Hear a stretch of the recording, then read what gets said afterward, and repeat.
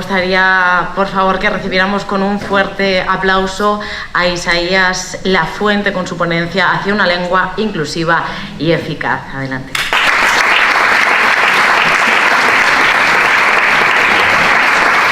El periodista Isaías Lafuente, que nos acompaña en el escenario, protagoniza esta primera de las ponencias, fue premio Ondas en 2018, forma parte actualmente del equipo del programa de La Ventana con sus secciones Lo que queda del día, Unidad de Vigilancia Lingüística, y plantea la polémica del día. En el ámbito de la igualdad destaca la publicación de su obra La mujer olvidada, una imaginada autobiografía sobre Clara Campoamor, la mujer que conquistó el voto para las mujeres españolas en 1931. Agrupémonos todas, una historia sobre la lucha de las mujeres españolas para lograr la igualdad, premiado también por el Instituto de la Mujer de la Junta de Andalucía, y El verbo se hizo polvo, un ensayo sobre los destrozos y el futuro de la lengua española. En 2012 obtuvo el Premio Nacional de Periodismo Miguel Delibes, organizado por la Asociación de la Prensa de Valladolid por su artículo Sin peros en la lengua, en el cual destaca la influencia del sexismo en el lenguaje. Ahora sí, hacia una lengua inclusiva y eficaz, con Isaías Lafuente.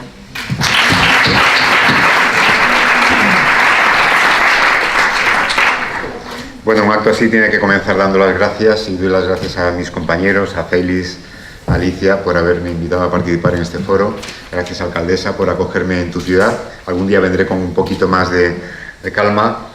Gracias, Araceli, por hacerme el retrato que me has hecho un poquito con Photoshop. He salido más favorecido de lo que realmente soy, porque creo que no tengo ningún mérito más que ser una persona normal, ser un hombre normal. Mi madre, que no era precisamente feminista, tampoco era lo contrario, pero me educó en dos valores que me inoculó hasta el tuétano. Uno el sentido de la justicia y otro el sentido común. Y creo que si alguien tiene sentido de la justicia y sentido común, solamente puede ser feminista, porque solamente puede luchar por la igualdad. Y además feminista sin peros. En los últimos días estamos escuchando a mucha gente proclamándose feminista, diciendo soy feminista pero. Bueno, cuidado con esta gente, porque el ser feminista pero es al feminismo lo que la posverdad es a la verdad, más o menos. Hoy vengo a reivindicar aquí la palabra inclusiva y la palabra eficaz, pero antes de reivindicar esa palabra hay que reivindicar la palabra. Y me gusta hacerlo porque manejamos una herramienta prodigiosa que nos permite comunicarnos, transmitir ideas, pensamientos, sentimientos, que ha tardado mucho en construirse. Nosotros manejamos un idioma que es viejo, tiene ya más de 1000 años, pero sin embargo, si consideramos toda la historia de la humanidad, desde que un ser remotamente parecido a nosotros se bajó del árbol y en vez de caminar sobre 4 patas se irguió y comenzó a caminar solamente sobre sus 2 piernas, hasta el momento actual, esos 6 millones de años que han pasado, si esos 6 millones de años los concentrásemos en un año hipotético, resulta que nuestro idioma, el idioma castellano, el español, es un idioma que nació el 31 de diciembre a las 10:30 de la noche, de ese año hipotético de la historia de la humanidad. Es decir, estamos manejando un lenguaje y una lengua milenaria, pero es una lengua que nació prácticamente antes de ayer. Es una lengua muy reciente. La academia nació mucho después, porque los académicos nunca han dictado lo que debemos decir. Los académicos lo único que nos han proporcionado es el manual de instrucciones de la lengua. Los académicos lo que dicen, lo que hacen es oír lo que la sociedad habla y a partir de ahí dar un manual de instrucciones más o menos perfecto, siempre es perfeccionable, pero esa es la única labor de los académicos. Bueno, desde que se fundó la academia hasta el día de hoy han pasado 300 años y en estos 300 años se han hecho un puñado de ortografías, se han hecho un puñado de gramáticas, se han hecho 23 ediciones del diccionario. Y estamos ante un instrumento, una herramienta prodigiosa, pero es una herramienta en constante evolución, tanto que si hablásemos conforme al diccionario, a la gramática y a la ortografía de aquella academia recién fundada en 1713, seguramente suspenderíamos la selectividad y seguramente suspenderíamos cualquier examen de lengua española. Seguimos manejando la misma lengua, pero la lengua es absolutamente distinta, porque ha evolucionado y ahora sigue evolucionando y sigue evolucionando también en materia de igualdad. Muchas veces se dice: los académicos son machistas, el diccionario es machista. Bueno, es que los académicos y los diccionarios que conservamos han nombrado la sociedad en un momento determinado. Nos ofrecen fotografías muy precisas, no de lo que eran los académicos entonces, que seguramente también, sino de la sociedad de entonces. Y claro, una sociedad en donde no había abogadas, médicas, concejalas. ¿A quién se le iba a ocurrir fabricar la palabra y el femenino abogada, concejala, jueza, alcaldesa? ¿A quién se le iba a ocurrir? Solamente a un visionario o a alguien que sencillamente le tomarían por loco. La academia, con el paso del tiempo, ha ido incorporando esos femeninos y los ha ido incorporando a una velocidad que algunos consideramos que es un poquito lenta, que no tienen capacidad rápida de reacción, pero claro, si nos comparamos con otros, a lo mejor nos podemos sentir satisfechos. Hace 4 días, no es una metáfora, 4 días, la Academia de la Lengua Francesa ha reconocido los femeninos de los oficios. Es decir, por supuesto que los franceses hablaban de alcaldesas y de concejalas y de ministras, pero no estaban registrados estos femeninos en el diccionario de la Academia. Hace 4 días la Academia Francesa, que no es un país precisamente retrasado, lo ha reconocido. Ahora, cabe preguntarse por qué la Academia a veces es reacia a incorporar algunos femeninos. ¿Por qué, por ejemplo, a una mujer como Angela Merkel, ayer lo hablaba con Gemma, por qué a esta mujer, que es la primera mujer que ha alcanzado la presidencia del gobierno en una nación como Alemania, no la podemos llamar cancillera? ¿Qué problema hay? No existe ningún problema para referirnos a la cancillera Angela Merkel. ¿Por qué no lo hacemos? ¿Por qué la Academia no lo reconoce? La cosa tiene pecado, porque no solamente el femenino lo podemos hacer con naturalidad y lo podemos manejar con naturalidad, es que la palabra cancillera está en el diccionario de la Real Academia para denominar una tubería de desagüe. Es un poco absurdo que en pleno siglo XXI tengamos una palabra ya en femenino en el diccionario de la Academia y que no la podamos utilizar, aparte de para nombrar a la tubería de desagüe, para nombrar a una mujer que alcanza la cancillería de un país tan importante como Alemania, aunque no fuera importante. La lengua tiene la responsabilidad de nombrar las cosas que nos rodean, y eso explica machismos posteriores, y eso explica que en estos momentos tengamos la responsabilidad de seguir nombrando, también en femenino, de seguir feminizando al máximo de nuestras posibilidades, sin forzar la máquina, pero tampoco sin poner muros que son absolutamente innecesarios, no solamente con la palabra cancillera, con otras palabras más. ¿Por qué testigo sigue siendo todavía una palabra común en cuanto al género? ¿Por qué no podemos decir testiga, como dijo Chus Lampreave en una película de Almodóvar y todos lo recordamos con una cierta sonrisa? ¿Por qué no? ¿Por qué podemos decir amiga y no podemos decir testiga? ¿Por qué no podemos decir miembra? Las chanzas que se hicieron con Viviana Ido cuando pronunció la palabra miembra, pero ¿por qué no? Si es un masculino que termina en O y el castellano forma femeninos cambiando el O por la A, ¿qué problema hay? Es una palabra que ha evolucionado además, es una palabra que antes era solo masculina, es decir, la primera ministra que tuvimos después del 78, Soledad Becerril, era Soledad Becerril el miembro del gobierno de España. Ahora ya decimos que las ministras son las miembros del gobierno de España. La palabra está evolucionando. ¿Por qué no estos jóvenes o los niños y niñas que hoy están naciendo en España van a utilizar este femenino con naturalidad en un futuro? Hay otros femeninos, por ejemplo, que a lo mejor son más innecesarios, pero a lo mejor nos pueden parecer innecesarios ahora y a lo mejor dentro de 20 años, ¿no? La palabra portavoza, que ha utilizado Inés Arrimadas hace unos cuantos días para decir que a ella lo del lenguaje inclusivo, bueno, pues tampoco le afecta mucho. Bueno, pues seguramente portavoza es otro modelo de palabra que a lo mejor no necesita ser feminizada porque el femenino está en el prefijo, en el porta, es decir, el que lleva la voz o la que lleva la voz, pero voz es una palabra femenina. En todo caso, quien apueste por la palabra y quien apueste por el femenino portavoza que esté a las duras y a las maduras. Irene Montero, por ejemplo, que la utiliza la palabra portavoza, sin embargo, en su perfil de Twitter se presenta como portavoz de Unidos Podemos. Entonces, si hacemos una apuesta, hagámosla hasta el final y después la comunidad hablante, que es la comunidad soberana, decidirá. De hecho, en estos momentos va decidiendo.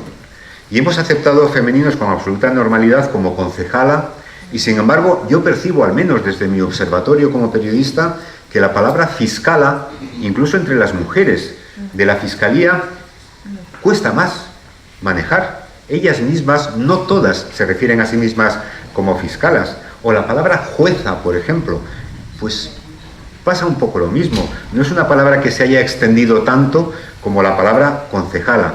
Seguramente solamente cuestión de tiempo. A lo mejor en estos momentos utilizar fiscala o jueza todavía no resulta tan extraño como en los años 70 utilizar la palabra concejala, a la que nos hemos acostumbrado. Es lo mismo. Hay que dejar pasar el tiempo. Ya veremos a ver qué pasa con esas palabras. Porque al final la comunidad hablante será la que decida. No hay herramienta más democrática que la lengua. La lengua la estamos construyendo todos y todas en cada minuto y en todos los ámbitos, no solamente en el ámbito público, sino también en el ámbito privado. Y a partir de ahí, las palabras se llegan a extender o no se llegan a extender. Yo creo que tenemos la responsabilidad de seguir trabajando en esta materia. Tenemos la responsabilidad de conseguir un lenguaje todavía más inclusivo. Por cierto, una inclusión que los primeros en demandarla fueron los hombres. Parece mentira, ¿no? Porque parece que las mujeres son las que dijeron no nos sentimos integradas y queremos un lenguaje inclusivo. No. Es decir, en oficios como el de las parteras, por ejemplo, o las comadres, pues cuando el rey Felipe V trajo a un comadrón para atender a su mujer, a la reina, un comadrón francés, pues no se debió sentir muy cómodo con la palabra partera o comadre y de repente se fabricó un masculino absolutamente inverosímil como es comadrón. Y a partir de ahí, además es curiosa la definición del diccionario porque dice, es un oficio nuevo que llega a España. Bueno, será lo nuevo que un hombre se dedicase a ese oficio. Pero vamos, el oficio es tan antiguo como Atapuerca, así lo definía el diccionario. Bueno, se fabricó ese masculino inverosímil porque hubo hombres que no se sintieron incluidos en esa palabra, que era una palabra perfectamente neutra, comadre, el que ayuda o la que ayuda a la madre, ni más ni menos. No necesitaba ninguna marca más. Se fabricó la palabra comadrón y a partir de ahí, digamos, el contador volvió a cero y resulta que las mujeres que llevaban siendo comadres toda la vida o parteras toda la vida tuvieron que fabricar el femenino comadrona. Y en pleno siglo XX, estos académicos que a veces se ponen un poco finos cuando se intenta empujar a la lengua, pues en pleno siglo XX, en el 27 me parece que fue, incluyeron el oficio de modisto sin que hubiera grandes manifestaciones en las calles y sin que ningún académico se opusiera a ese contradios. Y ahí se ha quedado. Y hay modistos que utilizan la palabra y hay periodistas que utilizan la palabra modisto con absoluta naturalidad. Hay muchas veces que me dicen, bueno, tú eres periodista, no eres periodista. Y digo, bueno, pues sí, soy periodista, no tengo ninguna necesidad de ser periodista, pero ¿qué hubiera pasado si el oficio de periodismo hubiera sido ejercido por mujeres y hubiéramos llegado después los hombres a ejercerlo? Seguramente hubiéramos fabricado, igual que se fabricó comadrón y se fabricó modisto, la palabra periodista. No quiero decir que haya que fabricarlo. Estamos muy a gusto siendo periodistas, como estamos muy a gusto siendo personas. Yo creo que hay que trabajar día a día y hay que trabajar con eficacia, que es la segunda parte de lo que me gustaría destacar en estos momentos. Es decir, no todas las herramientas que tiene nuestra lengua son necesariamente machistas. El masculino genérico, por ejemplo, o las palabras de género no marcado, como lo queramos decir, no necesariamente es una opción del machismo. Es una opción que surge cuando la herramienta de la lengua necesita nombrar al conjunto, a un conjunto en donde estén representados hombres y mujeres. Y se optó en ese momento porque el masculino fuera, ese masculino no marcado fuera los términos con los que nos referíamos a ese conjunto. No necesariamente es machista. Y además las palabras no solamente se constituyen a base de letras, las palabras se terminan decodificando en nuestro cerebro. Nuestro marco mental, nuestro marco intelectual termina decodificando las palabras. Cuando mi padre hace 50 años se iba a comer con los compañeros de la caja de ahorros, yo decodificaba que se iba a comer con una pandilla de hombres, entre otras cosas porque no había mujeres trabajando con mi padre. Cuando yo ahora a mi hijo le digo que voy a comer con los compañeros de la ventana, él no necesita estudiar en Harvard para decodificar que me voy a comer con mis compañeros y con mis compañeras. ¿Podría matizarlo? Pues sí, podría matizarlo, pero seguramente haría la lengua menos eficaz, haría la lengua un poquito más complicada. Ahora, ¿lo debemos utilizar siempre? Yo creo que no. Yo creo que lo que debemos procurar es, en cada una de las decisiones en materia de lengua que adoptamos, y las estamos adoptando constantemente, ver si nuestra lengua, que como tú decías, Araceli, es una lengua muy rica y tiene muchas herramientas, nos proporciona otra herramienta alternativa que procure incluir sin tener que nombrar necesariamente en masculino, aunque ese masculino sea un género no marcado. Yo creo que esto es lo que nosotros debemos intentar, por supuesto, quienes manejamos la palabra como oficio, los políticos, los periodistas, los profesores, debemos hacerlo constantemente, pero cada uno de nosotros en nuestro ámbito privado también debemos hacerlo constantemente. ¿Existe una alternativa a lo que hasta ahora nos ha proporcionado la lengua como herramienta? Si existe, me parece estupendo, y creo que nuestro compromiso es intentar adoptarlo, para intentar extenderlo y para que con el paso del tiempo se convierta en norma. Desde luego, si hay algo que no funciona en la lengua, es imponer las cosas desde arriba. Esto no funciona, no funciona. La lengua la imponemos nosotros desde abajo. Y con el manejo de la lengua conseguimos día a día, y seguiremos consiguiendo, un lenguaje cada vez más inclusivo, un lenguaje desde luego que evite el sexismo. Ya no el sexismo burdo del que hablaba la alcaldesa. Yo no tengo mucha confianza en convencer a estos hombres que todavía siguen utilizando estos calificativos para referirse a las mujeres que cambien. No tengo ninguna esperanza en eso. La única esperanza que me queda es que acabarán muriendo y que vendrán nuevas generaciones que ya tendrán interiorizado que eso es una bestialidad. Ya está, solamente hay que esperar un poquito. Hombre, si logramos convencer a 4 o 5, pues mira, muchísimo mejor, y mientras tanto lo que tenemos que hacer es denunciarlo, es decir, hasta aquí hemos llegado, Como tenemos que denunciar que todavía la mujer pública sea una puta en el diccionario, mientras que el hombre público sea un político. Bueno, pues esto hay que denunciarlo, y hay que intentar, por supuesto, que no se empleen con diferentes significados masculinos y femeninos, siempre peyorativos para la mujer. También es verdad que las palabras tienen su historia. Es decir, nosotros tenemos femeninos que han terminado convirtiéndose en nombres de oficios solamente de mujeres, y cuyo femenino no se ha masculinizado para nombrar el mismo oficio en los hombres.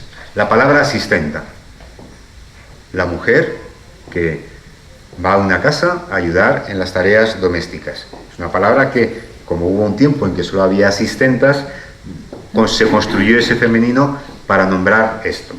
Nunca jamás diríamos que la vicepresidenta del gobierno ha acudido como asistenta a una cumbre de la Unión Europea, porque ya es una palabra marcada. No sé si con el paso del tiempo conseguiremos quitar esa marca y podamos hablar de asistentas y de asistentes en el mismo nivel de significación.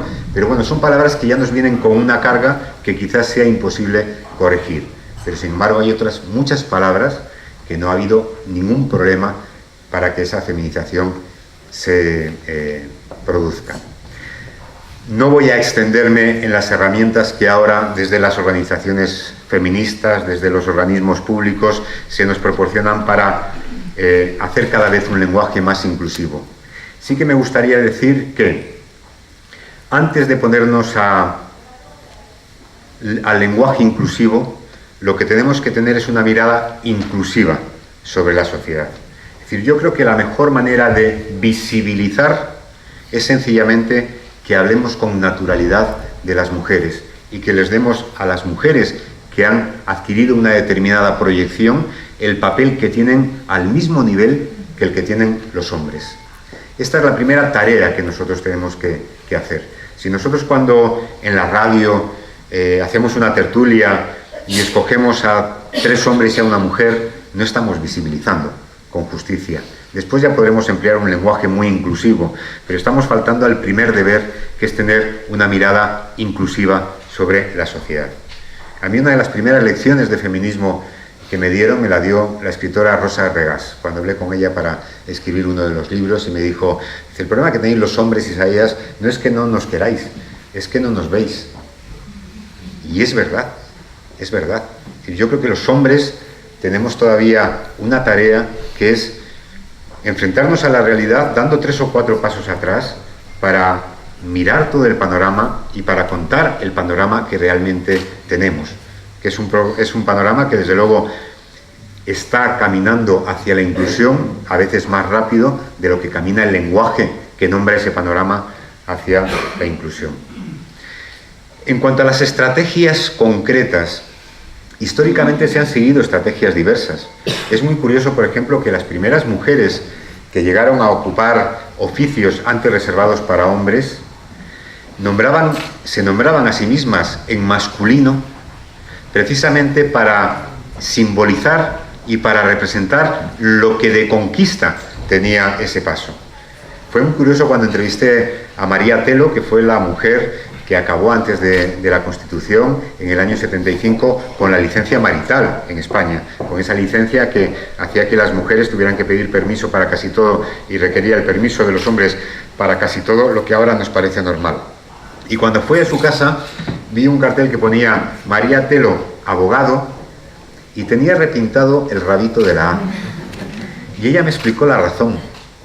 Ella me dijo, dice, es que cuando yo llegué a ser abogada, llamarme a mí misma abogado era significar el gran paso que las mujeres estábamos dando. Ya somos iguales que vosotros. Y con el paso del tiempo se dio cuenta que la verdadera manera de reivindicar finalmente ese oficio era llamarse a sí misma abogada. Y la pobre, pues cada mes, porque limpiaba la plaquita, se dedicaba a repintar el rabito de la A. Así que ha habido estrategias diferentes que nos han conducido, según los momentos históricos, a la inclusión.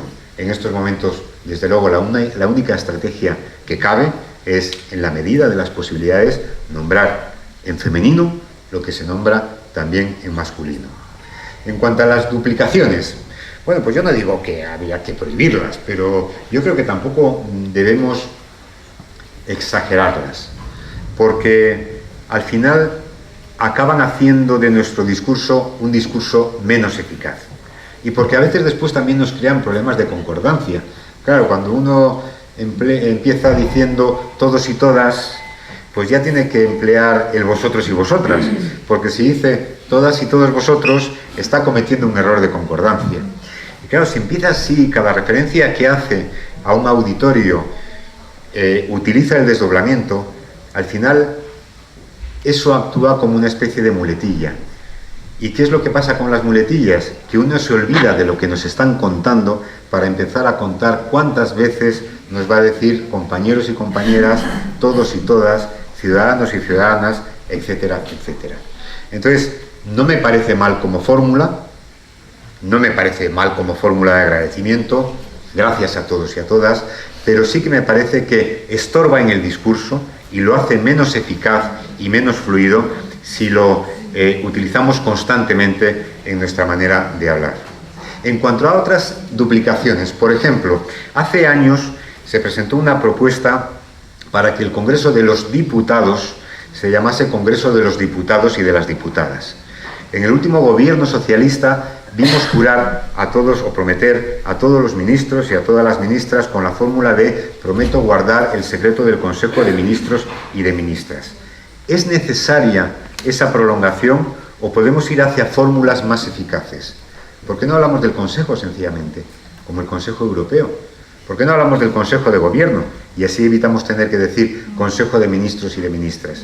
¿Por qué no llamamos al Congreso de los Diputados Congreso? No hablamos del Senado de los senadores y de las senadoras, es el Senado. ¿Por qué en vez de referirnos a los diputados y las diputadas no las llamamos congresistas?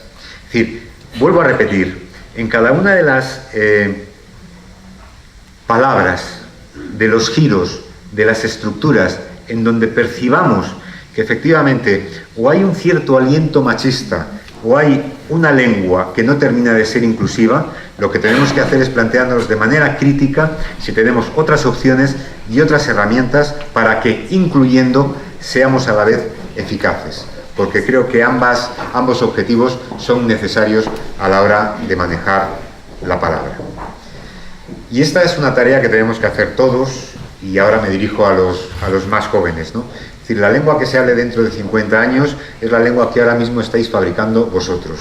De la misma manera que los que ya tenemos una cierta edad tenemos más dificultades para incorporarnos al mundo digital, nos hemos metido, pero prácticamente solo de puntillas, para manejar la herramienta con 4 posibilidades, vosotros nacéis en un mundo nuevo y tenéis la soberanía para decidir hacia dónde va a ir el mundo también en esta materia.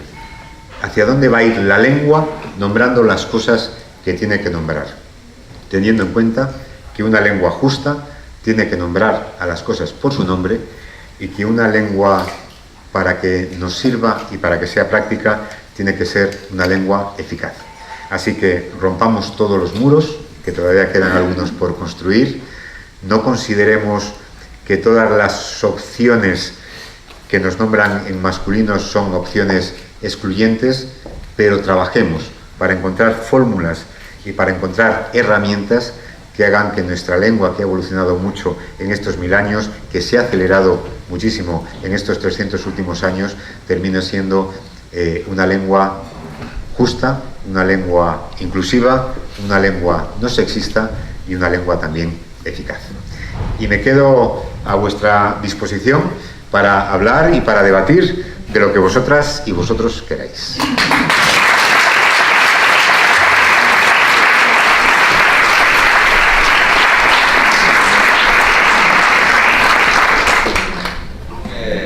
Por ejemplo, nosotras ya lo hablo ya sin pensarlo.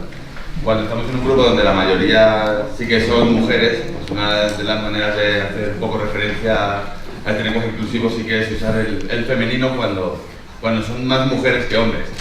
Entonces es lo único que le quise decir. Por ejemplo, una de las... Ponte de pie, José, ponte de pie. Venga. Vale. Una de las cosas, por ejemplo, cuando has empezado hablabas de tus compañeras y decías compañeros. Entonces, entiendo lo que dices, de que un poco no hay que usar siempre las dos palabras para generalizar, ¿no? Pero cuando hablas concretamente de alguien, pues usar el femenino si es de una mujer o usar el masculino cuando es un hombre, pues sí que a lo mejor concretaría un poco más.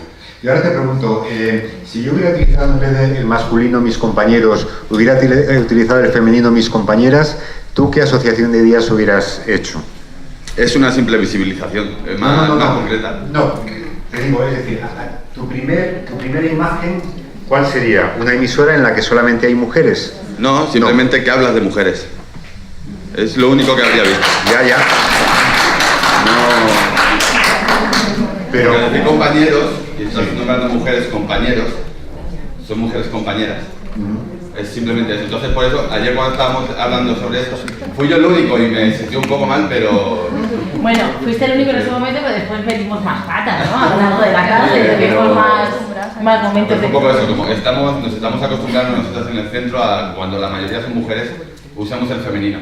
Porque si usamos el masculino genérico cuando la mayoría son hombres, ¿por qué no femenino genérico cuando la mayoría son mujeres? Simplemente...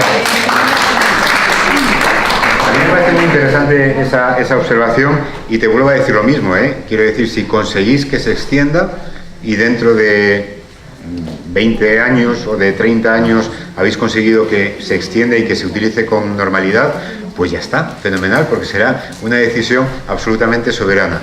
A mí me parece que esa fórmula y esa herramienta le veo solamente un pequeño problema, y es que plantea exactamente el mismo problema que planteaba el masculino genérico.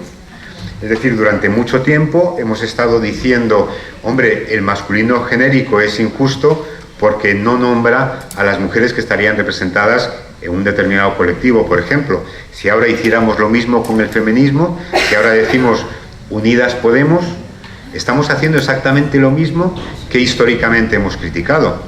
Es verdad que la alternativa, que podría ser factible y que no desecho que con el paso de la historia se convierta, sería construir un neutro en E.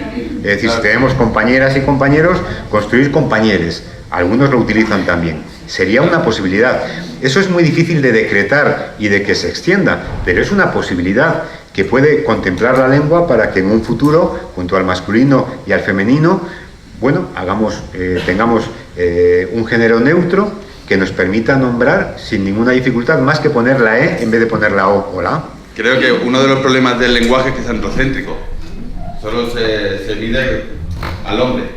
Entonces, pues eliminar un poco este androcentrismo dentro del lenguaje, y si te diriges directamente a una mujer, llamarla mujer, no creo que sea ningún problema. Hombre, claro, lo que haría más, y seguramente en mi intervención pues vamos a tener que haber dicho mis compañeros o mi compañera y mi compañero, o mis compañeros y mis compañeras. Bueno, pues posiblemente sea un caso en el que a lo mejor la duplicación está muy bien. Lo que yo te digo es que si estuviera hablando media hora de mis compañeros y de mis compañeras, yo no lo repetiría una vez más. Yo eso no lo encuentro pega. Claro, ¿sabes? Si quieres un discurso potente, perfecto. Luego cuando hablas concreto de una compañera o no. Hay fórmulas hablas de un grupo donde la mayoría sí que son mujeres y no hombres. Claro. Entonces, ahí sí. Bueno, en este momento me gustaría también dar la palabra a Pilar. Ella es lingüista, es profesora de la Universidad de Castilla-La Mancha.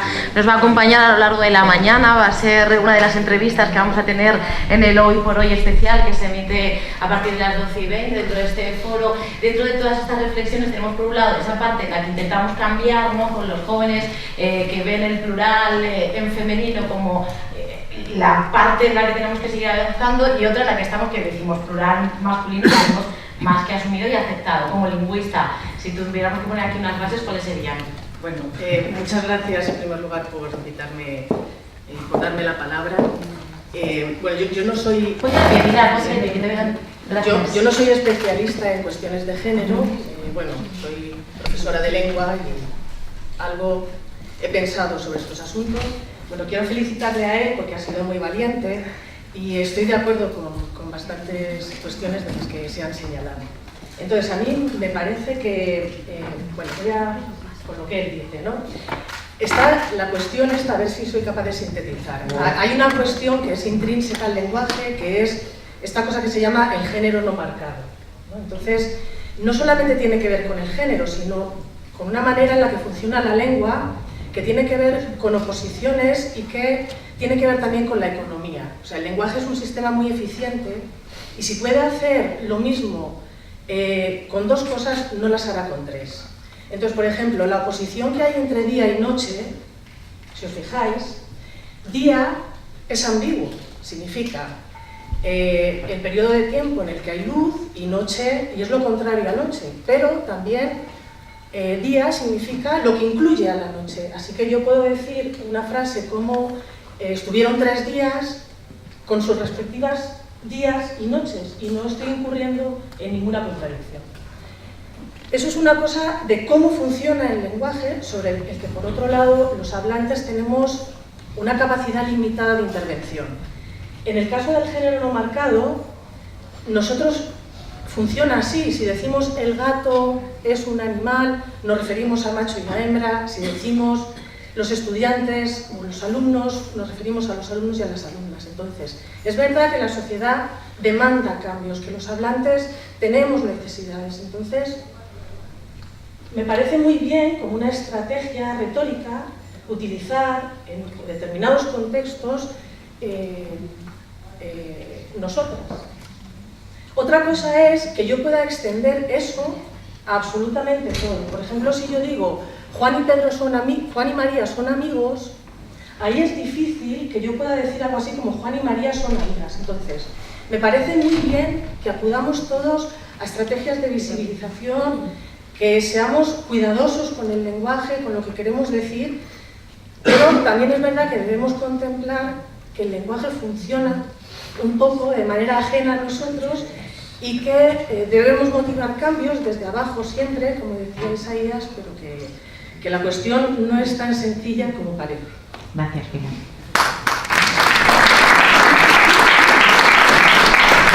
Hay ejemplos. Hace muy poco Pablo Casado habló de la conquista de América como uno de los hitos más importantes de la historia del hombre.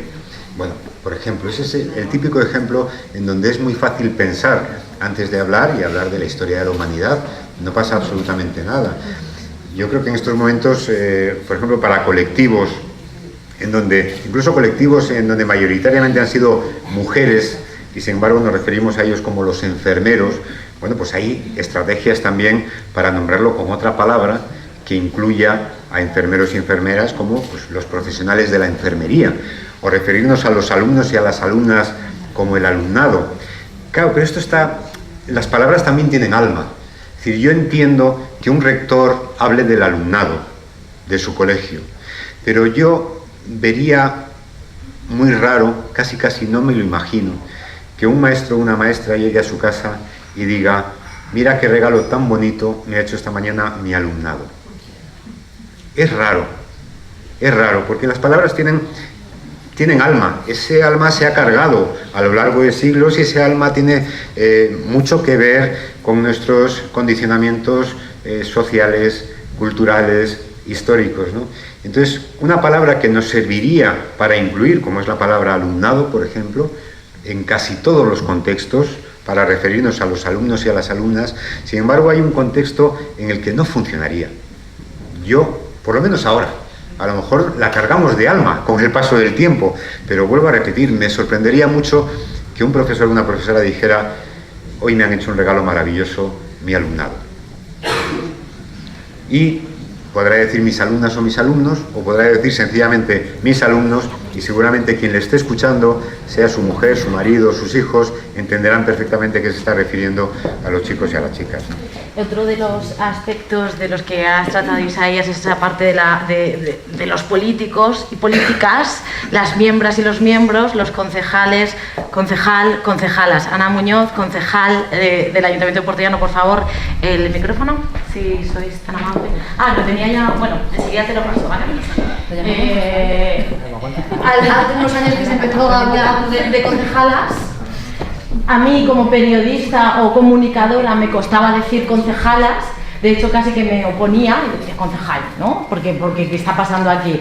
¿Cómo te sientes, concejala o concejal? ¿O cómo te gusta que te llamen? Pues yo creo que fue una de las primeras preguntas que me hicieron. ¿Pero tú qué vas a ser, concejal o concejala? Digo, no, yo soy concejala. Voy a ejercer un trabajo de concejala. Yo creo que es una decisión que sí que visibiliza, porque marca la política femenina, y yo creo que no es igual que la política masculina. Y tenemos otros matices, yo creo que esos matices son necesarios y los empezamos a marcar desde el momento que nos nombramos concejalas. Creo que es una visibilización, creo que la política, que siempre ha venido marcada por el machismo, por los hombres, necesita ese toque de feminidad, ese toque de feminismo. Entonces yo creo que son pasos, como decía antes Araceli, quien tenemos una responsabilidad pública, quien podemos todos los días con nuestro lenguaje hacer lenguaje y que la lengua se use de otra manera, estamos obligadas a hacerlo. Yo al menos lo entiendo así, y sí que fue de las primeras preguntas que los periodistas me hicieron hace 8 años, que tampoco era un término que fuera muy común, pero que siempre tuve claro que yo era concejala y seguiré siendo concejala, lo escriba cuando lo escriba y lo diga cuando lo diga. Gracias, Ana. Ahora sí que es verdad que tenemos más asumido, ¿no, Isaías? Sí, no, y ahí se forzó la lengua, porque quiero decir que la terminación de concejal podría servir perfectamente, ¿no?, para el género masculino y el femenino, y se forzó y ya está, y se ha interiorizado y se ha extendido y ahí lo tenemos. Y antes ponía el ejemplo de la fiscala, que está costando más, que incluso si algún día damos el paso tendremos que cambiar hasta la Constitución, donde se refiere al fiscal general del Estado. Entonces, fiscal o fiscala o lo que sea, bueno, la fiscalía, pues ya está, ¿no? Entonces, bueno, pues aquí desde luego la sociedad ha elegido y se ha extendido con absoluta naturalidad y bienvenido sea. Después nos plantearíamos el problema del genérico. ¿Cómo nos referimos a un grupo de concejales y concejalas? Bueno, pues yo creo que hay el masculino genérico, sinceramente, no excluye, creo, pero ya está, es una opinión absolutamente discutible. Yo trabajo en una organización feminista, en Mujeres Españolas, y dentro de que entiendo lo que dices de que el lenguaje debe ser eficaz, creo que ahora mismo es el momento de que se pierda un poco de eficacia para ganar en inclusividad. Creo que, por ejemplo, el ejemplo que has puesto de decir Consejo de Ministros y Ministras, el lenguaje también es combativo, también es una herramienta de reivindicación. Eso es un símbolo, es una reivindicación de algo. En ese momento se utiliza no solo para nombrar a las personas presentes, sino como reivindicación y como para dar constancia de esa lucha o de lo que se está haciendo. Entonces, creo que sí que es importante, y desde los movimientos feministas reivindicamos el lenguaje inclusivo, no teniendo en cuenta su eficacia, porque la eficacia, bueno, ya llegará, o llegará de otra manera, o hay otras formas. Alumnado puede ser una palabra que no tenga alma hoy en día, pero la tendrá si la usamos. Y si la usamos convencidos y convencidas de que hay que usarla. Entonces, creo que abogaría por un poquito menos de eficacia y un poquito más de inclusión, porque es necesario que el lenguaje también reivindique y luche y se utilice como herramienta para visibilizar. Gracias.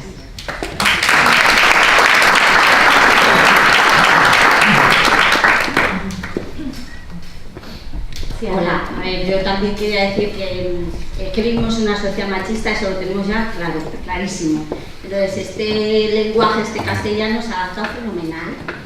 Entonces, no nos sirve, y es que es normal que no nos sirva. Entonces, yo le tengo mucha fe a la gente joven y pues, si de momento vamos metiendo la pata, yo prefiero equivocarme diciendo portavoza que ocultar a las mujeres por donde vamos, ¿no?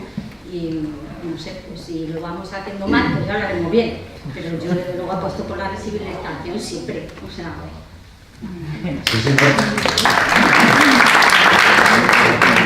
Creo que no soy sospechoso de no apostar por la visibilización. Creo que no soy sospechoso por no luchar, por forzar palabras en femenino, que sin embargo hay otros que se oponen a ella.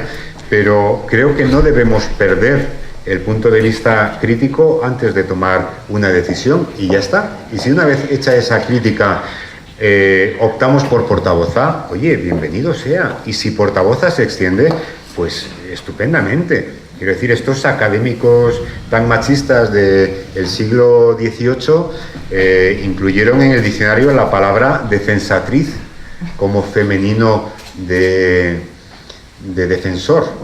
En vez de defensora, defensatriz, está ahí en el diccionario. Seguramente si en estos momentos alguien feminista utilizase la palabra defensatriz, le tirarían ladrillos, y sin embargo es una palabra que adoptaron académicos perfectamente machistas, ¿no? Es decir, el lenguaje, bueno, está para que nos sirva como herramienta, pero vuelvo a repetir, y en eso estoy de acuerdo con la profesora, es decir, yo creo que la eficacia y la economía son valores en el lenguaje, y eso no significa excluir fórmulas en femenino, ni significa excluir fórmulas inclusivas. Lo que significa es que una vez que nos pongamos a feminizar lo que creemos que es fruto del machismo rancio, que pensemos en las alternativas que nos da la lengua y que dentro de ellas escojamos la que resulte más eficaz. Yo, como además trabajo en la radio, claro, para nosotros el tiempo es oro. Es que hacer un discurso duplicado, precisamente duplicado, en cada una de las referencias que hagamos a hombres y mujeres, es que a lo mejor nos lleva 5 minutos cuando lo podemos hacer en 3. Bueno, es que esa lengua sea eficaz, significa no solamente que podamos hablar en menos tiempo, sino que podamos expresar más ideas, a lo mejor defendiendo precisamente los valores de inclusión, de igualdad y de feminismo que queremos defender. Pero esto yo lo digo como profesional, cada uno por supuesto que haga el discurso que sea y cómo me va a parecer mal el desdoblamiento infinito, pero yo digo, yo no lo utilizaré porque me parece que es poco eficaz. Bueno, vamos a pasar a la última pregunta de este turno de intervención con Isaías Lafuente, porque es que se tiene que ir, tiene que coger un tren, así que por favor, la última pregunta. Sí, yo era sobre los neutros que has utilizado, Isaías, con la E. Entonces me vuelve un poco loca porque teníamos antes trabajadores y nos inventamos la palabra trabajadoras para incluirnos a las mujeres. Y ahora, ¿cómo vamos a pretender incluir en los hombres y en las mujeres terminadas las palabras en E? Como que no lo entiendo un poco. Entonces yo creo que hay que incluirnos a las mujeres con los hombres en todos los ambientes, en todos los aspectos, pero tampoco que perdamos el norte de cómo nos tenemos que denominar. Ya me solo de la E, que es cierto que ya mucha gente lo utiliza como una palabra neutra, pero para mí no es neutra, porque eso antes eran trabajadores, españoles, y ahora somos trabajadoras, españolas, entonces no me vale que la E ahora quiera volver a entender. No, yo no estoy haciendo una propuesta, solamente he puesto un ejemplo, podría ser terminado en I o en U, trabajadores. Bueno, lo que yo digo es que nosotros tenemos el idioma que tenemos, y ese idioma pues tiene dos géneros, el masculino y el femenino, y para englobar, digamos, a ambos géneros tenemos un género no marcado que, como históricamente venimos de donde venimos, pues en el momento en que se optó por ese género, que no fue ningún académico, que fue la misma sociedad que ahora mismo está aquí debatiendo, pues estaba debatiendo antes en las tabernas y en sus salones, y entonces pues optaron porque ese género no marcado fuera masculino. Y digo que la única alternativa que podríamos tener para ya dejar fuera de duda cualquier distinción es, oye, el O para el masculino, la A para el femenino y el E o la I o la U para el neutro. Bueno, pues podría ser una opción, pero claro, la lengua no funciona así. Es decir, mañana no puede salir el director de la academia diciendo a partir de mañana el neutro es el E y todos estamos contentos porque ya estamos todos incluidos. Eso no funciona así. Ahora, si desde abajo de repente la comunidad hablante empieza a utilizar ese tercer género neutro, bueno, pues vete a saber dentro de 100 años quién, vamos, si los académicos de hace 300 levantasen la cabeza y vieran cómo hablamos, les daría un síncope. Bueno, pues ¿qué sabemos lo que pasará dentro de 100 o de 150 años? Pero no estaba haciendo una propuesta, ¿eh? Lo que estoy diciendo es que, claro, una alternativa podría ser esa, pero es una alternativa muy difícil de implementar de la noche a la mañana y sobre todo muy difícil de implementar desde arriba hasta abajo. Esas cosas no se pueden imponer, esas cosas fluyen. Quizás este femenino que ahora están utilizando los jóvenes cuando en un grupo hay más mujeres que hombres, quizás se acabe extendiendo y se acabe admitiendo, y yo le veo alguna dificultad, ¿no? ¿En qué momento empezamos a utilizar el femenino en vez del masculino? Tenemos que empezar a contar en un foro. Yo le veo dificultades, pero bueno, si os sirve y se utiliza y se extiende, pues seguramente quien dé una ponencia de estas dentro de 40 años dirá otras cosas a las que me dicho esta mañana. Eres tú otra vez. No, eso te lo garantizo. Hoy tenemos que terminar porque sabemos que te tienes que ir, pero me recordaba Araceli Martínez que fuiste premio del Instituto de la Mujer en su pueblo, en Cifuentes, en 2016 por Palabras Encadenadas. Y me ha dicho, oye, que se me ha olvidado, vamos a recordarlo, que también fue premio Isaías Lafuente, periodista. Muchísimas gracias, se nos ha acabado el tiempo, vamos a continuar con más mesas redondas donde vamos a poder seguir opinando, pero ahora mismo, bueno, pues con un fuerte aplauso de